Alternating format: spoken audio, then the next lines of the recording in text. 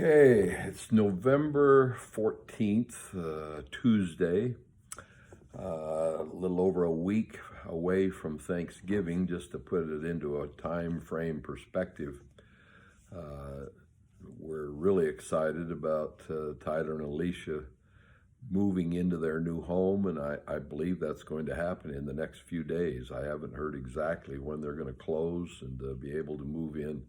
But the last word I heard was a couple of weeks, and that's been over a week ago. So it's going to happen very quickly, I think, before Thanksgiving, which is so exciting for them to get into that new home that they've built and worked for and planned for and prayed for. And I'm sure they're so excited about getting into that, and I'm hopeful we can help them as they move.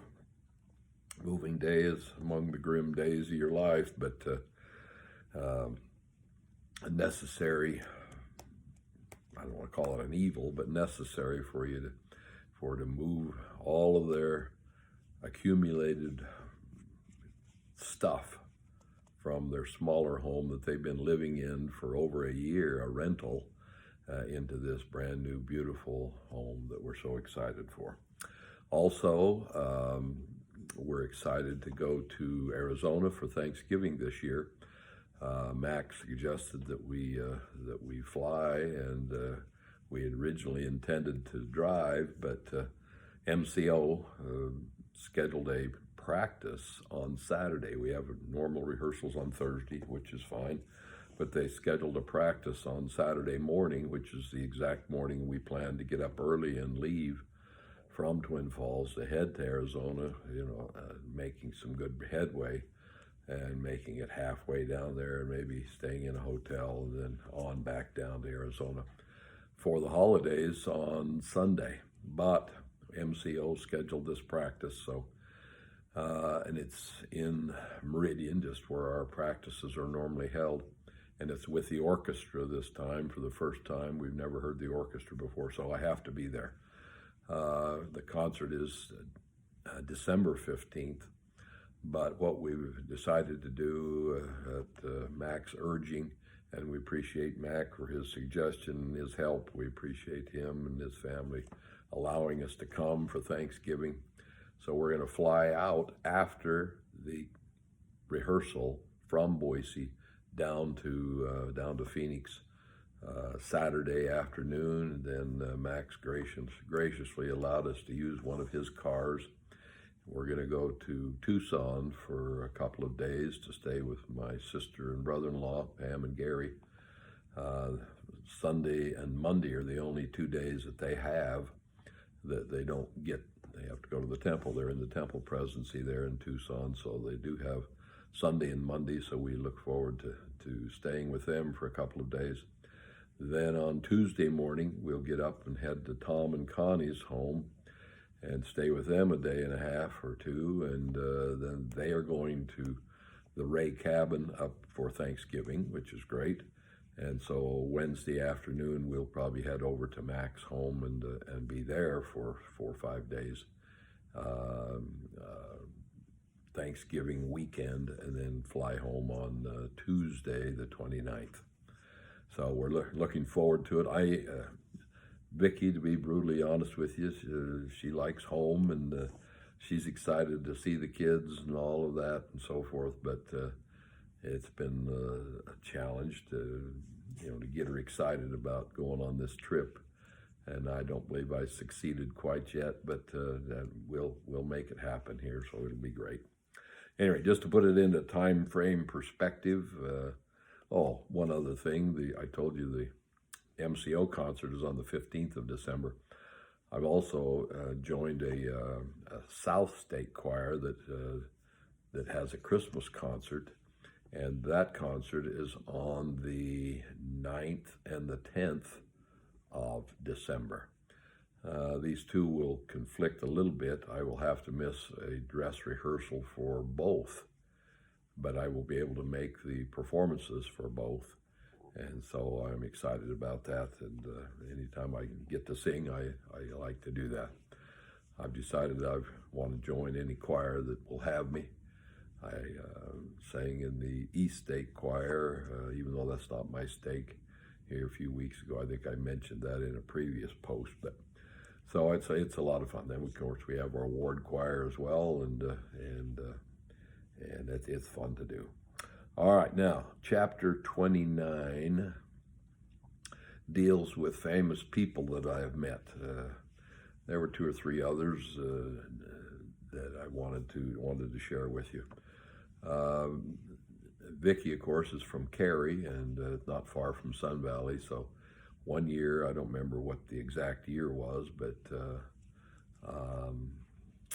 yeah, I even hesitate to guess, but it was probably in the early 80s, late 70s, something like that. Arnold Schwarzenegger was a bodybuilder, and he became the governor of California, and you know, was thinking about even running for the presidency for a while, but he's from Germany, and yeah, a big celebrity. Well, we went to a celebration in Sun Valley where they drive sheep down the center of Ketchum there. And every year they do that around Labor Day, as I recall. And we went to, you know, they have food and all this stuff. So we went to, with Vic's family. They all tend to go quite regularly. So we went this year. And I was walking down the street, and here comes Arnold Schwarzenegger at me. And I knew it was him, no question about it. But the distinguishing features of him were he was very, you know, strong. He was thick, arms and legs and so forth, but he was very short. He wasn't very tall at all. He was like 5'10", maybe 5'10", about the same size, same height as my dad. So he was not a tall man at all. But anyway, got to see him.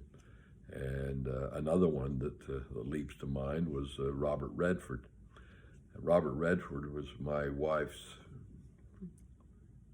flame and crush growing up, and even in our early married life, she'd have thrown me over for him any day of the week, twice on Tuesday.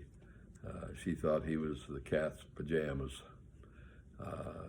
So I have to tease her a little bit about Robert Redford. Got to see him too.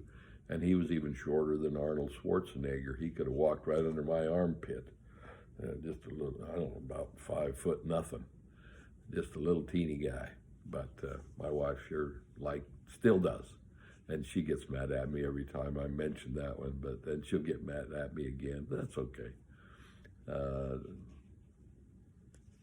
I like to tease her just like everybody else, so it's always a good thing. A couple of others. Brent Nielsen. Now that will be a name that's unfamiliar to maybe some of you. Brent Nielsen was my attorney here in Twin Falls. He is the man who, when I incorporated SOS and made it a corporation, he's the one that helped me with the incorporation papers and registering SOS with the Secretary of State in the state of Idaho and doing all the legal work to get that accomplished. He also helped us with our will, and you know, great friend and a good guy.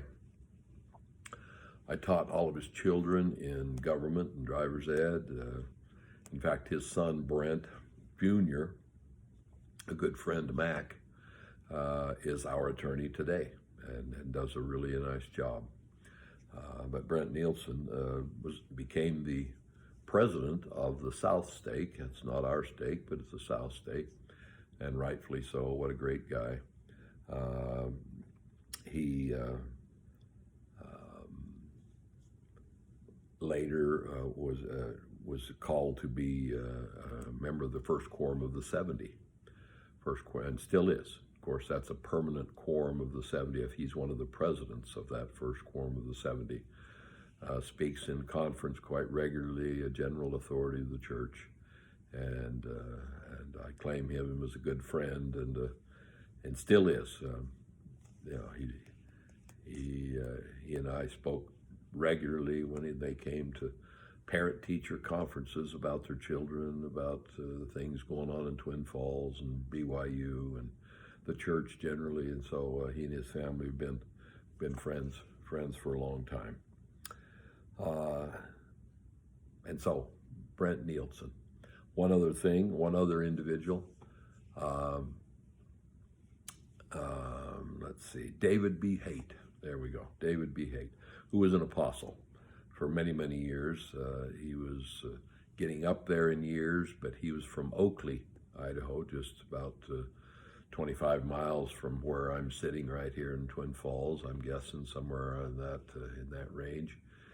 But he was from Oakley, and in the month of July, the general authorities get a little time off and a little vacation time. And so very often in July, Brother Haight would come to Oakley, his hometown, and where he would be hosted by President Larry Adams and his family in a kind of a barbecue, and he'd let the stake know, and people would come out and get to meet Elder Haight and have a little barbecue and associate with him out there at President Adams' home near Oakley.